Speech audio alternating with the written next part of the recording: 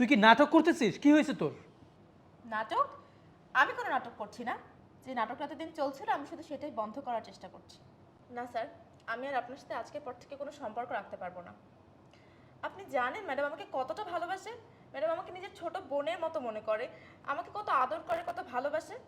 আমি আপনার সাথে আর কোনোরকম কোনো সম্পর্ক রাখতে পারবো না। আমি কত বড় ভুল করতে যাচ্ছিলাম, ম্যাডামের সংসার নষ্ট করতে যাচ্ছিলাম। যে মানুষটা আমাকে এত ভালোবাসে, এত বিশ্বাস করে, আমি কিনা তার সাথে এত খারাপ কিছু করতে যাচ্ছিলাম।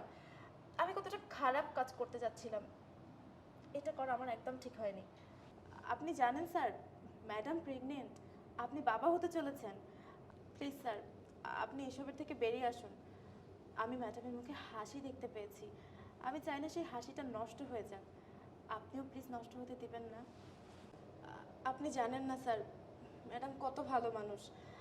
আপনি ম্যাডামকে ঠকায়েন না স্যার, ঠকায়েন না। আর এরপরও যদি আপনি আমার সাথে খারাপ কিছু করতে চান, আমি কিন্তু ম্যাডামের সব বইলা দিব। হ্যাঁ রে তাইবা, তুই একদম ঠিক কথা বলেছিস। আমি দিনের পর দিন তোর ম্যাডামকে ঠকিয়ে আসছিলাম। না না, এটা আমার ঠিক হয়নি। তুই আমার চোখ খুলে দিয়েছিস। আমি তোর কাছেও ক্ষমা চাচ্ছি, তুই আমাকে মাফ করে দে। আর আজ থেকে তোকে আমি ছোট বোনের মতো দেখব। আর তোর কাছে অনুরোধ, আমাদের মধ্যে যা কিছু হয়েছে